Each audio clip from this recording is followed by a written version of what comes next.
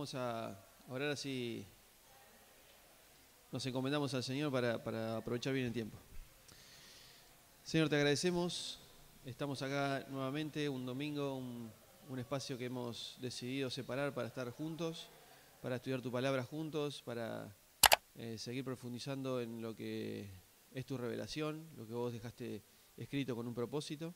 Por eso queremos que ahora nos guíes, que tu Espíritu Santo nos esté enseñando, nos revele tu verdad y podamos descubrirte, conocerte y entender un poco más tu persona. Te pedimos que nos guíes en este tiempo en el nombre de Jesús. Amén. Bien, entonces seguimos en este camino por el Éxodo. Estamos muy cerca del monte Sinaí, es decir, los 10 mandamientos, lo que va a ser la ley. Y eso va a ser un punto, voy adelantando, va a ser un punto de inflexión, el tema de los 10 mandamientos. Porque vamos a tratar de discutir y analizar juntos qué significa realmente los mandamientos. O sea, qué involucra la palabra mandamiento, ¿no? Porque para nosotros, por ahí, no solo en el español, en la traducción al español, sino también en nuestra cultura, por ahí lo que es la ley, el mandato, la obediencia, están vinculados a algo, o nuestra mente se nos va a una idea que, bueno, debemos contrastarla con la idea cultural de ese momento para ver si no hay que hacer ninguna modificación, ¿no? Así que vamos a llegar ahí al tema de los 10 mandamientos. Pero hoy vamos a ver un pequeño adelanto porque va a ocurrir algo también muy extraño que le va a decir un sacerdote madianita, Jetro, supuestamente a su yerno. Algunos creen que es un familiar, pero bueno, hoy vamos a analizar un poquito eso. Así que vamos a ir a Éxodo, capítulo 18, y para que entendamos el contexto, pero hace poquito habían cruzado el Mar Rojo. Dios había hecho esta expresión de poder, de dominar a la maldad a través del faraón y su ejército, hundiéndolo, dividiendo las aguas y hundiéndolo en el mar.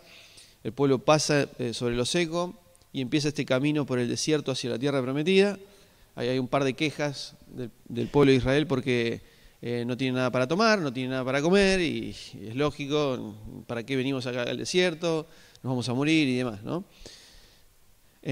Hasta que hay un capítulo que es el 18, que es como si fuera un paréntesis porque aparece un personaje extraño que, insisto, es un sacerdote madianita, o sea, no es israelita, no tiene nada que ver con el pueblo de Israel, pero es un sacerdote de Madián que termina de alguna manera queriendo hacer un pacto con el pueblo judío porque Moisés le contó todo lo que Dios había hecho y él ya medio que lo sabía y bueno, terminó bendiciendo al Señor, ¿no?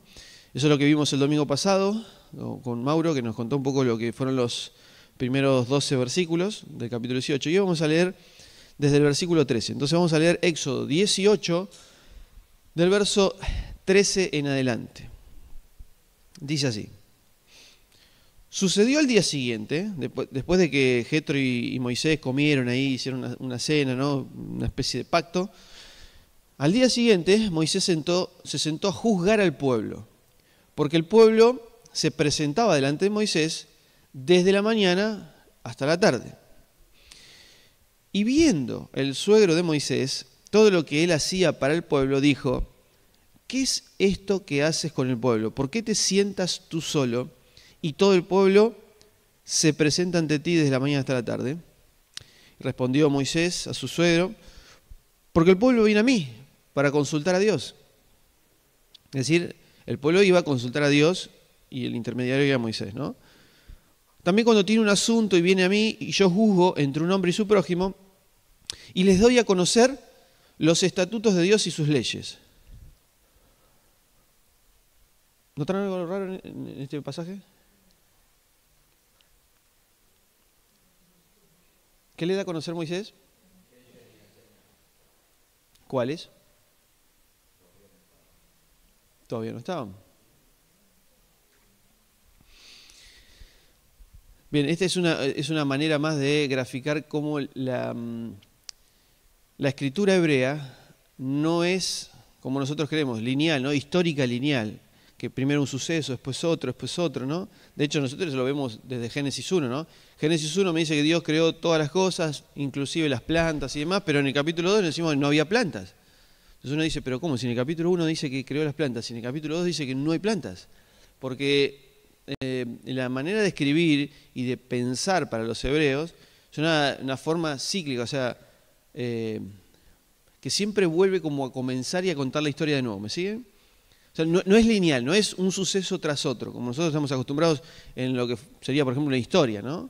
Entonces van pasando distintos sucesos. No, acá es como que pasa un suceso, pero vuelve otra vez a comenzar. Y algunos también creen que este suceso pudo haber pasado más adelante, pero está colocado antes del Sinaí para hacer una especie de paréntesis entre una cosa y otra, de lo que va a pasar después. Bueno, no es tan importante, pero digo para que nos quede claro, porque es raro, porque claro, el pueblo iba a Moisés y Moisés les daba a conocer los estatutos de Dios y sus leyes, pero si todavía no aparecieron, ¿no? Entonces, como para aclarar ese asunto. Verso 17. Entonces el suegro de Moisés le dijo, no es bueno lo que tú haces. Desfallecerás no solo tú, sino este pueblo que está contigo, porque el asunto es demasiado pesado para ti. La palabra pesado también se vuelve a repetir, ¿no? No podrás hacerlo tú solo. Oye ahora mi voz, te aconsejaré, y Dios sea contigo. Representa tú al pueblo ante Dios, y lleva tú los asuntos ante Dios. Amonéstalos con los estatutos y las leyes, y hazles saber el camino en que deben andar y la obra que deben hacer. Pero escoge tú mismo entre todo el pueblo hombres de valor, temerosos de Dios, hombres veraces, aborrecedores del lucro, y ponlos por jefes de miles, de cientos, de 50 y de 10.000, ¿no? Perdón, y de 10. Y juzguen así al pueblo en todo tiempo. Y sucederá que todo asunto grave lo traerán a ti, pero todo asunto sencillo lo juzgarán ellos. Aligera así la carga sobre ti, y que la compartan contigo. Si haces tal cosa, y Dios así te lo ordena, entonces podrás estar firme, y todo este pueblo también podrá ir en paz a su lugar. Y obedeció Moisés a la voz de su suegro, e hizo todo lo que le dijo. Y escogió Moisés hombres de valor, de todo Israel, y los puso por cabezas sobre el pueblo, por jefe de miles, de cientos, de 50 y de decena, para juzgar al pueblo en todo tiempo. Ellos juzgaban todo asunto sencillo, y el asunto difícil lo llevaban a Moisés. Y despidió Moisés a su suegro, y este se fue a su tierra. Bien, es un suceso otra vez extraño. Llega probablemente el suegro de Moisés, Jetro, y después de esta cena que tienen, Jetro observa cómo Moisés trata con el pueblo. Y el pueblo venía, ¿no? Con sus asuntos, con sus problemas, medio como para que Moisés intermedie entre Dios y ellos. Y bueno, Jetro le dice que de alguna manera él exprese lo que es la ley, que les diga los estatutos de Dios y demás. Y no solo eso, sino que le dice también que no es bueno que él esté tratando todos los asuntos, sino que pueda elegir personas con ciertas capacidades. ¿Escucharon eso, no? Ciertas capacidades, digo, desde el punto de vista del carácter, ¿no? Que sean personas temerosos de valor, temerosos de Dios, ¿no? De valor, hombres veraces, aborrecedores del lucro y que tengan esta capacidad de dirigir a otros, ¿no? De guiar a otros.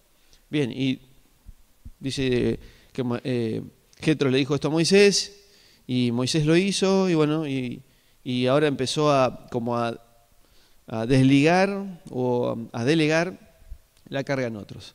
Ahora, ¿por qué piensan que puede estar este suceso acá? ¿Qué piensan que Dios quiso expresar con esto? ¿O qué hemos escuchado de esto? ¿Qué podemos sacar para nosotros de esta historia?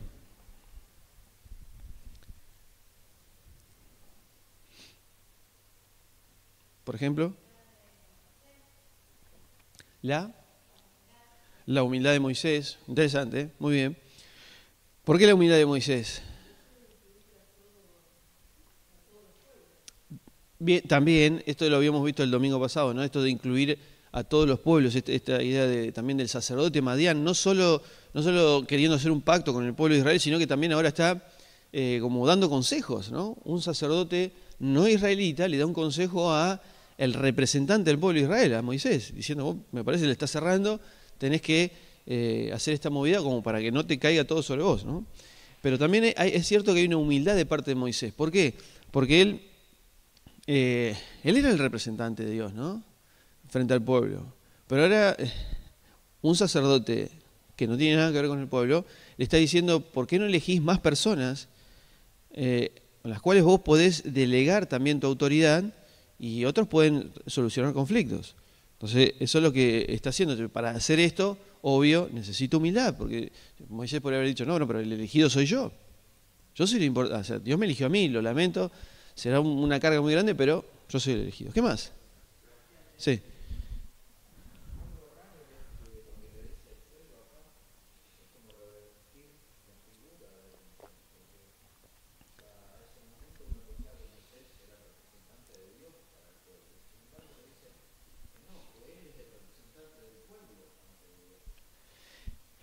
Bueno, a ver, repito lo que dijo Mario.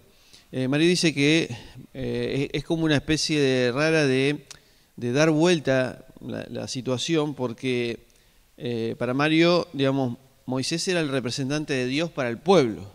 Pero acá está como su suegro diciéndole, no, pero vos también tenés que ser representante del pueblo ante Dios. ¿Se entiende? Pero podríamos... Sí, Marcelo. Exacto, ahí va.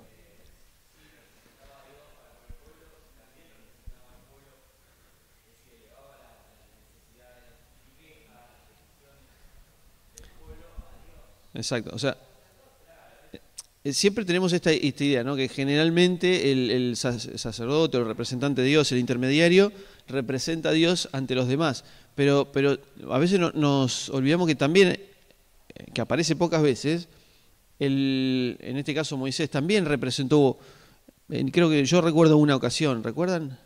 Cuando Moisés representa al pueblo ante Dios. Sí, porque...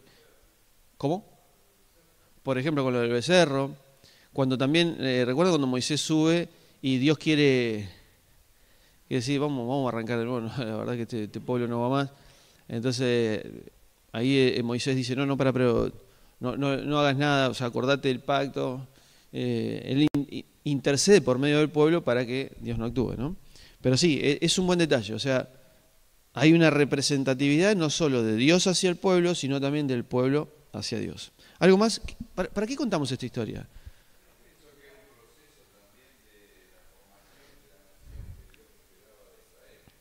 Bien.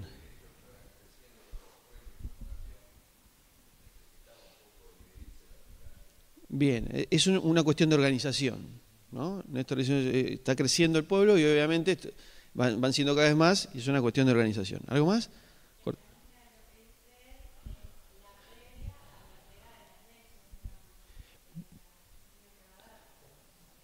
Muy bien, o sea, a ver, esto es interesante porque Grace dice, hay una previa a algo muy importante que es la entrega de la ley. ¿Y qué es lo que qué es lo que está ocurriendo acá? ¿Qué es lo que hace? ¿Qué es lo que hace Moisés? ¿Qué es lo que hace Moisés acá con las personas? ¿Cuál es el problema de las personas? Se están organizando, no conocen la ley.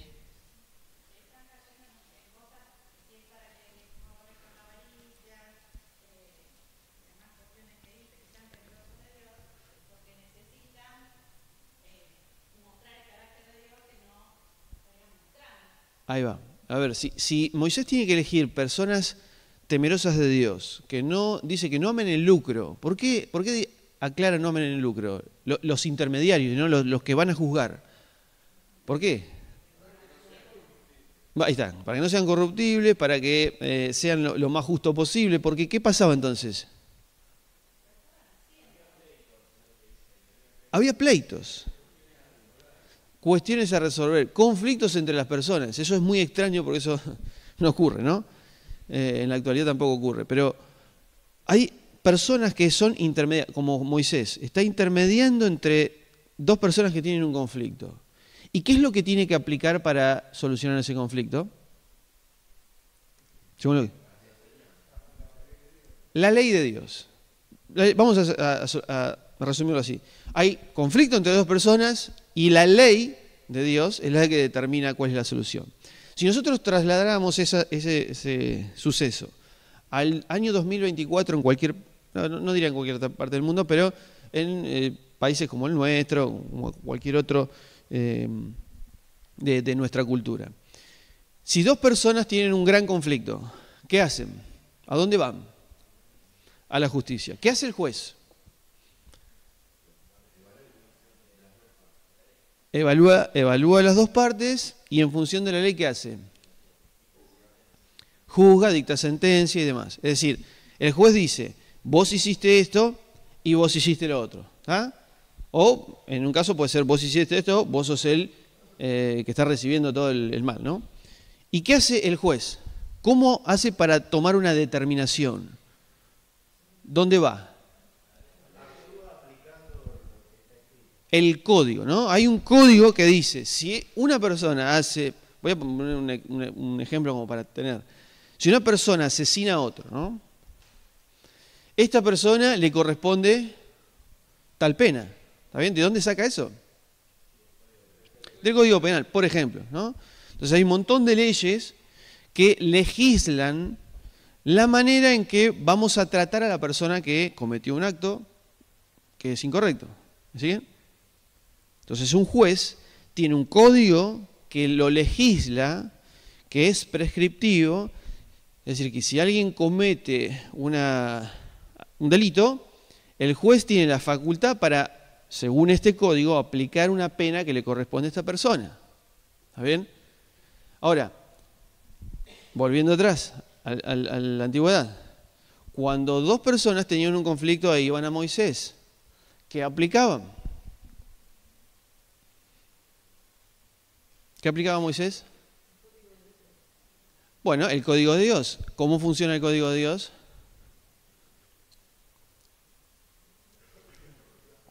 ¿Cómo? Bueno, Walter ahí dice, por la sabiduría.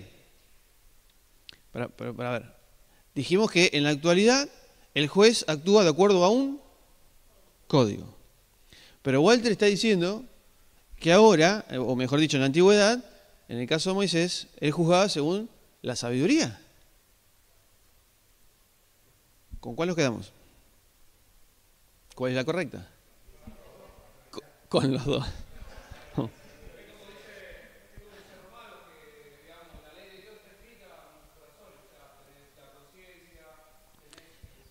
Exacto. Hay algo en nuestra conciencia que nos va indicando qué está bien y qué está mal. Pero acá puntualmente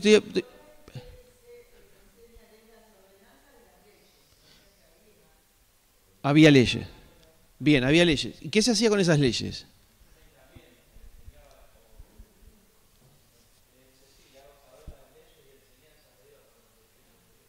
Bien.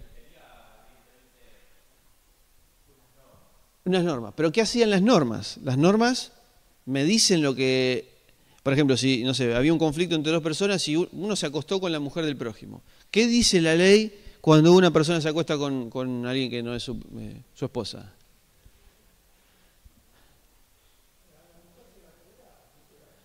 ¿A la mujer nada más? Al hombre no sé. Bien. Bueno, miren, vamos a analizar, algunos ya escucharon esto, les pido paciencia, pero vamos a analizar otro suceso donde hubo un conflicto y donde alguien tiene que solucionar ese conflicto. ¿Recuerdan algún conflicto entre dos personas en el Antiguo Testamento? Salomón. ¿Quién dijo Salomón? ¿Gonza, vos dijiste Salomón? Muy bien, vamos a Primera Reyes 3.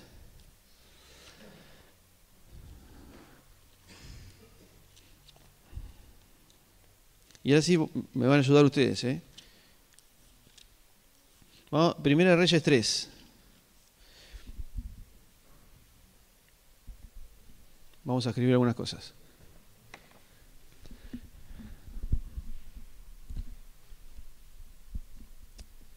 Dice 1 Reyes 3, verso 7. 1 Reyes 3, 7 dice, y ahora, oh Dios, tú has constituido a tu siervo rey en lugar de mi padre David, aunque soy un joven pequeño y no sé cómo salir ni cómo entrar. Y tu siervo está en medio de tu pueblo, al cual escogiste. Un pueblo tan numeroso que por su multitud no se puede contar ni se puede enumerar. Da pues a tu siervo un corazón que sepa escuchar para juzgar a tu pueblo y para discernir entre lo bueno y lo malo, porque ¿quién es capaz de juzgar a este pueblo tan grande? Bien, acá Salomón está orando a Dios. ¿Qué es lo que pide Salomón a Dios? Vuelvo a preguntar, ¿qué es lo que pide Salomón a Dios? Por ejemplo, capacidad para gobernar el pueblo. ¿Qué más? Corazón entendido. Nadie me está diciendo lo que dice el pasaje. Sí, pero exacto, que sepa, pero un corazón que sepa escuchar está pidiendo Salomón. A ver, vamos acá. Hay un rey. Porque, claro, tenemos distintas versiones, por ahí no dice lo mismo. Entonces tenemos un rey que pide saber escuchar. ¿Por qué dice saber escuchar? Nosotros siempre pensamos que era sabiduría. ¿No? ¿No pidió Salomón sabiduría? Bien. Ahí Cris unió el saber escuchar con humildad. Bueno, vamos a ponerlo porque es interesante. Yo, para saber escuchar necesito humildad. ¿A quién tengo que escuchar? A Dios. Y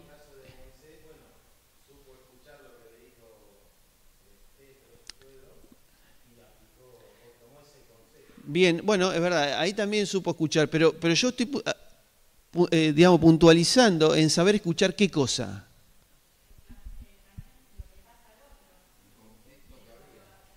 Pero ahí vamos al pasaje, o sea, ¿qué pide Salomón? ¿Saber escuchar a quién? A ver, está difícil, o sea, tenemos dos respuestas, el pueblo y Dios. Da pues a tu siervo un corazón que sepa escuchar. ¿A quién? ¿A quién?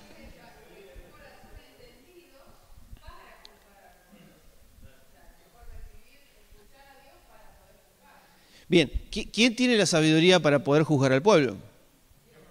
Ahí va, entonces, saber escuchar a Dios. ¿Cómo se expresa Dios?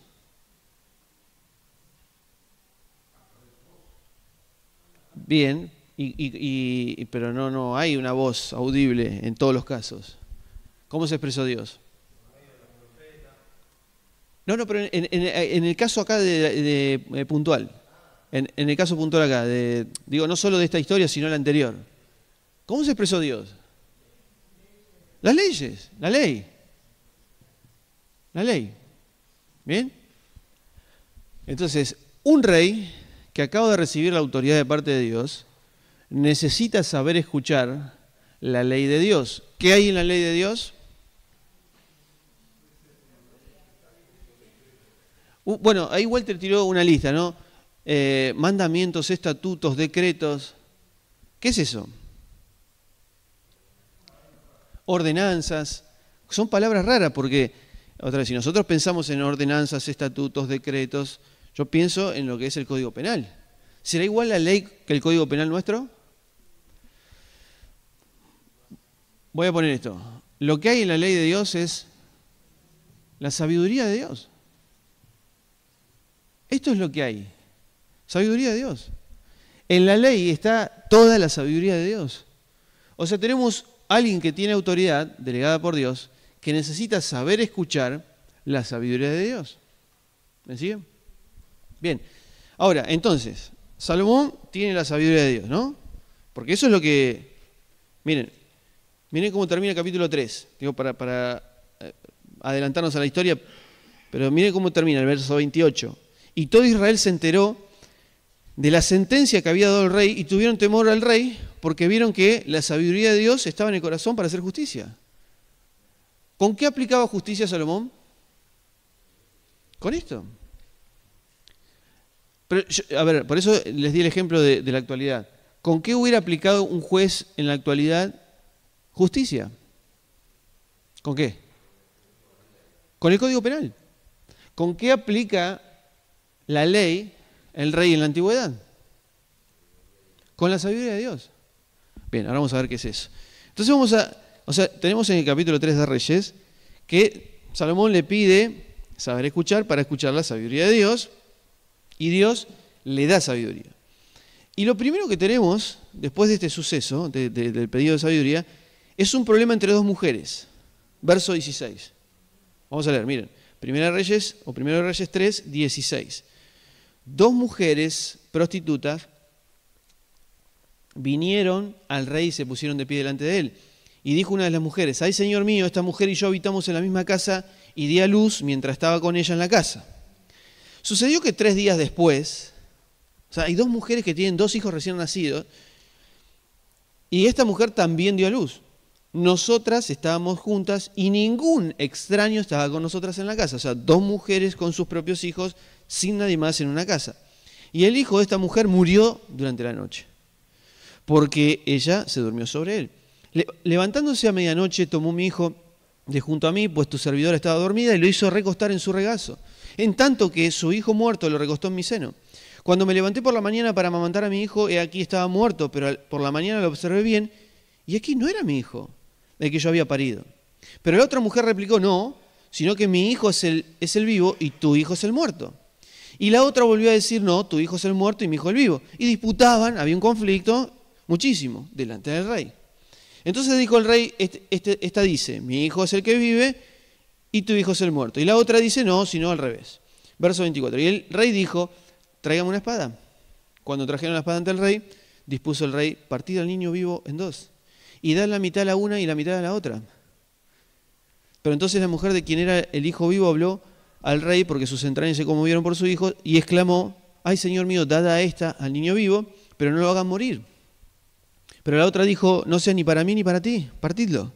Entonces el rey, tomando la palabra, dijo: dadle a aquella el niño vivo y no lo matéis, ella es su madre. Y todo Israel se enteró de la sentencia que había dado el rey, tuvieron temor, porque vieron la sabiduría de Dios en el corazón de este rey para hacer justicia. Bien, ¿cuál es el conflicto? 2 mujeres tienen un hijo cada una, la de una muere, le cambia el hijo a la que estaba dormida, ahora yo tengo el hijo vivo y ella es la... ¿Qué clase de sabiduría aplica Salomón? ¿Qué clase de justicia aplica Salomón para resolver el conflicto? ¿Cómo? A ver, sabiduría de Dios, una espada. A ver, ¿algunos de los que están en este lugar creen que tomar una espada y partir al niño en 2 es sabio? En la Biblia. Apeló al amor.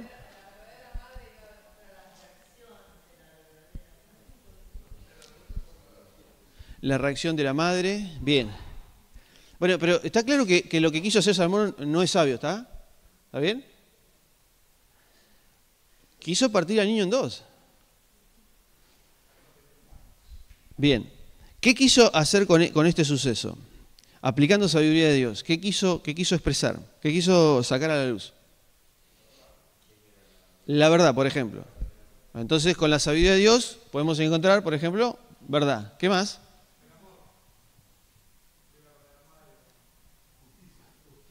Bien, o sea, el amor podríamos decir que está dentro de la verdad también. Bueno, justicia. ¿Por qué justicia?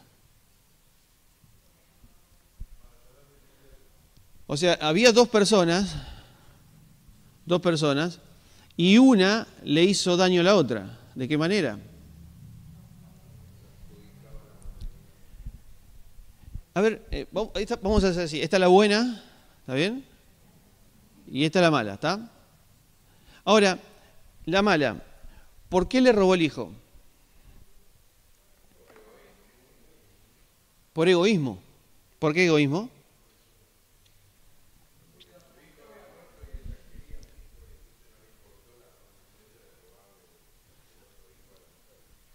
A ver. Bueno, satisfacer su propio deseo. ¿Pero qué es lo que dice el relato? ¿Por qué la mujer le quita el hijo a esta? No, pero a ver, la pregunta es, ¿por qué esta mala mujer le quiere sacar el hijo a esta mujer? Lo dice el relato, ¿eh? Bueno, pero eso sería hasta lógico, pero no es lo que dice el relato. ¿Qué dice el relato? Miren lo que dice verso 26. Al final, ¿qué dice? ¿Qué quiere esta mujer? Pero, a ver, si la respuesta es, esta mujer mala quiere al hijo, ¿por qué dice, sí, pártanlo a la mitad? Cuando Salomón dice, vamos a partirlo a la mitad, dice la mujer mala, pártanlo a la mitad. No lo quiere entonces. A ver. ¿Qué es eso? Es egoísmo, envidia. Es decir, si yo no lo tengo, vos tampoco. A ver, entonces, si Salomón aplica la ley, ¿para qué la aplica? A ver, en nuestra actualidad, ¿para qué la aplicábamos? ¿Recuerdan? Para castigar al que hace lo malo. O sea, es un punitorio. Es decir, alguien hizo un daño, entonces esta persona, en nuestra ley, merece un castigo. Porque quiso hacerle daño a esta mujer. ¿Pero qué es lo que está pasando acá?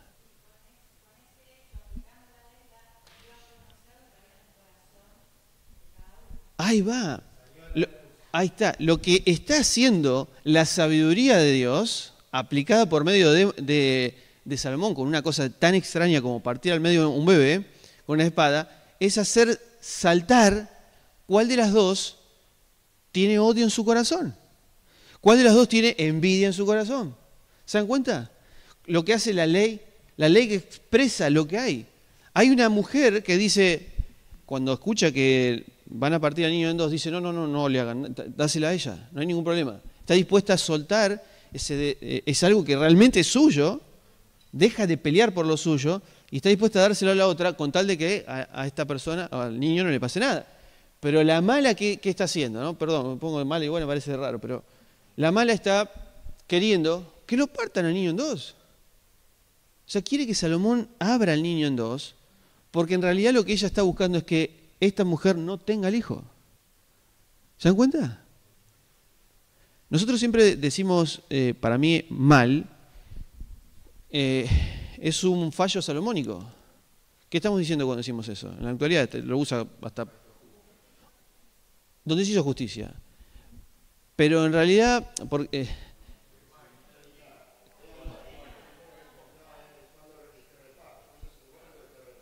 eso, el que reparte, pero no es el caso. No es el caso. Acá lo que está haciendo Salomón, con el fallo salomónico, está descubriendo quién tiene maldad y quién no la tiene. ¿Se entiende? Esclarecer el hecho. O sea, quién está siendo abusada, quién está siendo, abusada, por ahí puede ser un poco fuerte, pero quién está recibiendo el daño y quién es el que está dando el daño. ¿Me siguen? Para eso, para descubrir quién dice la verdad, que es lo que decíamos recién. ¿Verdad? ¿Por qué decimos justicia? Y acá también tendríamos que, y esto hemos tratado de hacer en los grupos familiares, definir el concepto de justicia. ¿Pero por qué justicia en este caso? ¿Qué sí?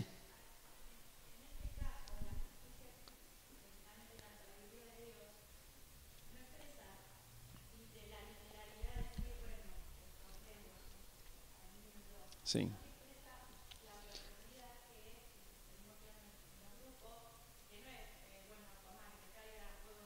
Ahí va.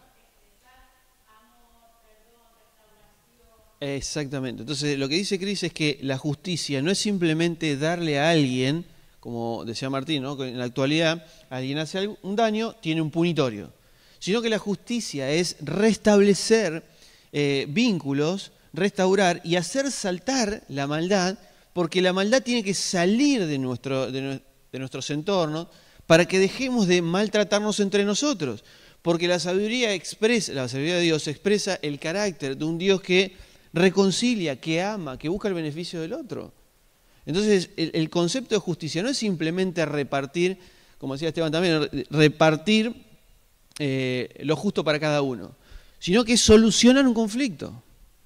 Solucionar un conflicto. Y miren Ya estamos muy pasados, pero voy rápido al capítulo 4 de Reyes. O sea, esto está en el capítulo 3. Salomón pide escuchar la sabiduría de Dios y tiene un conflicto que es muy extraño y lo soluciona con la sabiduría de Dios. Y todo el mundo ve que la sabiduría de Dios estaba en el corazón para hacer justicia. Capítulo 4. Miren, bueno, va a haber toda una genealogía, no lo vamos a leer, pero miren lo que dice el verso 20. Judá e Israel eran tan numerosos como la arena que está junto al mar en multitud, y comían y bebían y se regocijaban. ¿Esto es cierto? ¿Judá e Israel eran numerosos como la arena que está junto al mar? ¿Qué quiere decir con esto? Está yendo a la promesa de Abraham. Entonces, ¿qué significa mucha fructificación? Muchas personas, pero ¿qué significa en el lenguaje bíblico? Bendición. O sea, si hay un... A ver, otra vez, miren. Alguien con autoridad que aplica la sabiduría de Dios, ¿qué es lo que ocurre? Fructificación. ¿Y qué más? Dice, y comían y bebían y se regocijaban. ¿Por qué pone un dato tan sonso? Comían y bebían, sí, comían y bebían, si no se morían. O sea, ¿por qué alguien me quiere decir que comen y beben? Abundancia. Abundancia. Entonces, esto dice más de lo que está diciendo. ¿Me siguen? Es decir, acá el escritor está diciendo que Judá e Israel, cuando eran gobernados por un rey que aplica la sabiduría divina, todo fructifica, todo es bendición. Empiezan a crecer, comen, beben, se regocijan, hay abundancia. Pero miren lo que sigue diciendo, verso 21. Y Salomón gobernaba sobre todos los reinos, desde el río hasta la tierra de los filisteos y al límite de Egipto. Y traían tributo y sirvieron a Salomón todos los días de su vida. No sé si alguno tiene otra versión. ¿Cómo llama a estos reyes que lo están sirviendo a Salomón? ¿Alguno tiene otra versión? Vasallos. Ah, ahí está, no, perdón. Esa es la idea. Esa es la palabra, vasallos. Es decir, hay otros reyes que son vasallos. Y recuerden esta palabra porque vamos a verlo más adelante. Reyes que sirven a otro rey. Y miren cómo, o sea, fíjense la expresión, ¿no? Fructificación, comen, beben, se regocijan. Los demás reyes sirven a Salomón. Y miren el verso 22. Las provisiones diarias de Salomón eran 30 coros de flor de harina, 60 coros de harina corriente, 10 vacunos de engorde, 20 vacunos de pasto, 100 ovejas, sin contar los venados, las gacelas, los corzos. ¿Por qué me cuenta todo esto? ¿Qué es esto? Abundancia, bendición. Recuerden en Génesis 1, ¿no? Donde hay alguien que tiene autoridad, que la idea es que pueda aplicar la sabiduría divina para que todo fructifique, multiplicados, ¿no? Multiplicados y fructificados, llenad la tierra. Hay bendición, donde todo crece, multiplica. Y verso 24 dice, porque él, Salomón, señoreaba, ¿no? Dominaba toda la región al otro lado del río, desde Tifsaj hasta Gaza, sobre todos los reyes al otro lado del río. ¿Y qué dice? Tuvo paz. ¿Y qué más? Verso 25. Israel y Judá habitaron con seguridad todos los días de Salomón, cada cual debajo de su vid y debajo de su higuera. Esta es una expresión que indica la paz, ¿no? Entonces, fíjense cómo está expresando que había cuando él gobernaba. Había paz. ¿Se dan cuenta por qué me está contando estos detalles? Primera Reyes 4. No es simplemente para decirme que Salomón era un tipo piola y sabía cómo... No, es un gobernante que recibe la autoridad delegada por Dios, que aplica la sabiduría divina, no la humana, sino la divina, y eso es lo que produce verdad, justicia, paz, fructificación, abundancia. Es un patrón que se repite en todas las historias. Desde Adán, por ejemplo, ¿recuerdan otro gobernante que supo cómo manejar la autoridad y había fructificación? José, porque tuvo un sueño de parte de Dios donde iba a haber tiempo bueno y un tiempo complicado. En el bueno, junta para el tiempo complicado. ¿Y qué hacían? Venían de todos los lugares a pedirle, por favor, José, sostenenos, danos de comer. Y era una persona que no se abusó de su autoridad, sino que aplicó sabiduría. Entonces, miren lo que dice, y vamos a terminar con esto. Volvemos otra vez, después de ver este conflicto. Vamos a Deuteronomio 1. En Deuteronomio capítulo 1, Moisés va a replicar el consejo, va a recordar el consejo de Jetro.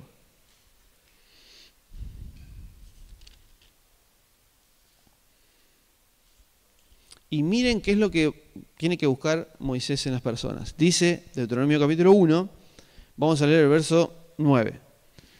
En el 8.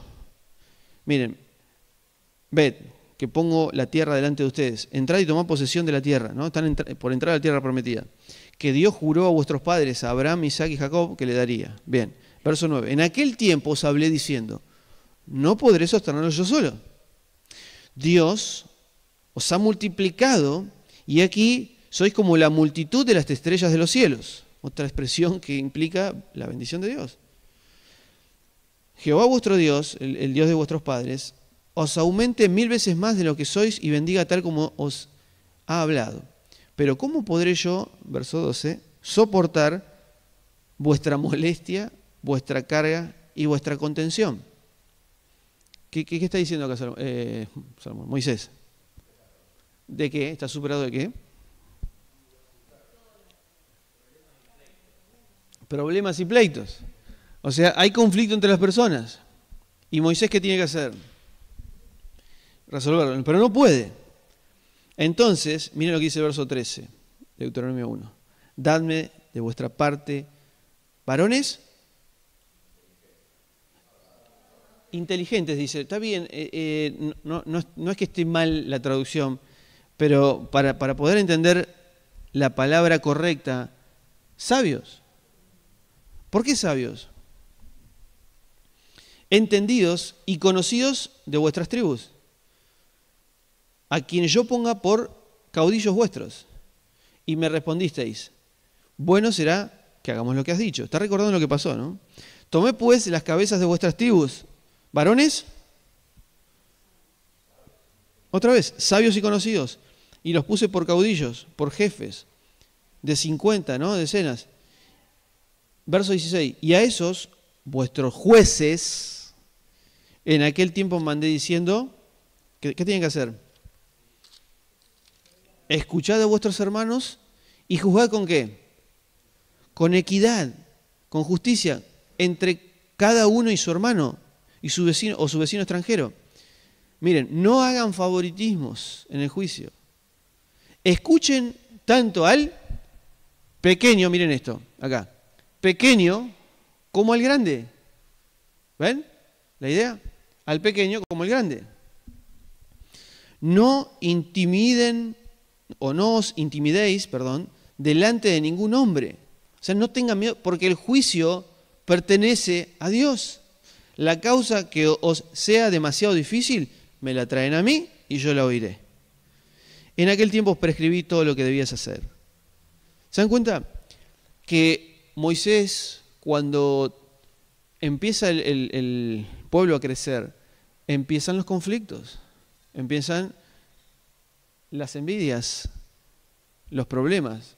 ¿Qué hace Moisés? No tiene un código civil. No tiene un código civil. ¿Qué es lo que tiene? La sabiduría de Dios. La sabiduría de Dios que resuelve conflictos. Por eso, si hay que buscar personas que sean jueces para resolver conflictos, ¿qué necesitan estas personas? ¿Ser qué? Sabios. Sabios, porque necesitan la sabiduría divina para resolver el conflicto. Porque, otra vez, el concepto de justicia no está atado a la aplicación de una ley como un código penal que es prescriptiva, que dice, si vos haces esto, te corresponde tal cosa. Esa no es la ley de Dios. Ahora, ¿en la ley de Dios había consecuencias? Claramente sí. Pero no es el objetivo. El objetivo no es solamente castigar al que hace lo malo, que es correcto, sino que simplemente, o mejor dicho, más profundamente, lo que quiere hacer la sabiduría divina es hacer saltar la maldad. Traer luz, pero que la luz me deje ver qué cosa, la maldad. Porque ¿contra quién tenemos la pelea desde Génesis 4? O Génesis 3. ¿Contra quién? Contra la maldad. Dejar en evidencia la maldad. Porque nosotros lo que tenemos que erradicar es la maldad. Porque la maldad, ¿qué es lo que produce? enemistad, pleitos. Eso en el contexto antiguo se llama, miren esto, si hay daño, esto produce desorden.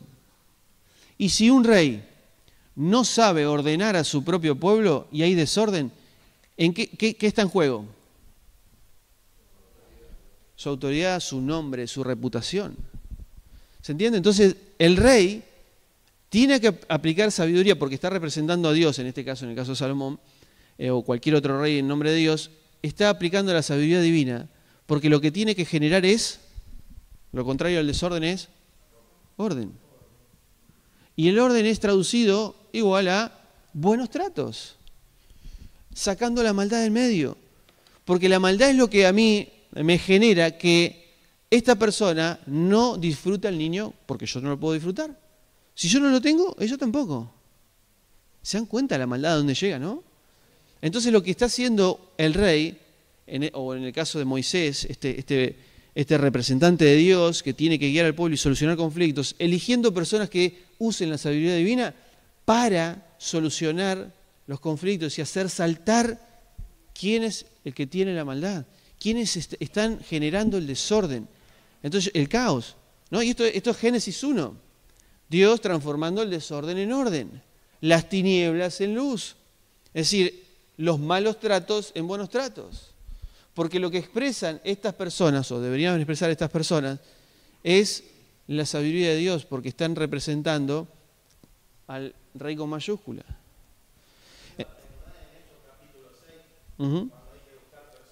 Exacto.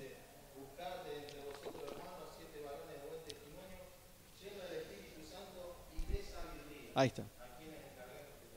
Exactamente, o sea, ahí Walter está recordando Hechos capítulo 6, cuando tienen que elegir a estas personas para llevar comida a las viudas. Pero ¿por qué tienen que tener sabiduría las personas que van a llevar un bolsón, ¿no? Estoy tratando de poner el lenguaje de ahora, un bolsón de comida a una viuda? ¿Qué puede pasar? Bien, para saber escuchar, pero a ver. O sea, había un conflicto entre las viudas de los hebreos y los griegos. ¿Por qué? Porque las viudas de los hebreos llegaba bien el bolsón, ¿no? Porque eran viudas hebreas. Pero las viudas griegas, y por ahí, qué sé yo, por ahí nos olvidamos de las viudas hebreas. ¿Qué es eso? ¿Eso es justo o no? Entonces, ¿por qué necesitamos personas llenas del Espíritu Santo y de sabiduría? Para que hagan lo justo. Para que no haya un trato desleal con unos con otros. O sea, yo le llevo a la viuda hebrea, pero a la griega no. No, necesitamos personas que sean sabias, íntegras, que no busquen el lucro, que no se dejen sobornar, que no hagan favoritismos, que piensen en el grande, en el pequeño y también en el grande, porque a veces uno puede creer que hay una situación donde alguien está haciendo daño a otro, pero bueno, tenemos que tener todas las cartas sobre la mesa. En síntesis, hermanos, la Biblia, desde el principio, que nos está expresando este patrón de un Dios que delega autoridad en otras personas, Adán, Moisés, Salomón, y pongan el nombre que quieran, inclusive el pueblo de Israel, y agreguémosle la iglesia, le delega autoridad, pero para que sepan escuchar. ¿A quién? A la ley, que es la sabiduría de Dios. ¿Cómo se resume la ley en el Nuevo Testamento? Amar a Dios y amar a los demás como nosotros mismos. ¿Ven que es amor? ¿Ven que no es un código civil, un código penal? Es una expresión de amor. Que se amen unos a otros. Entonces, hay personas que reciben la autoridad delegada por Dios.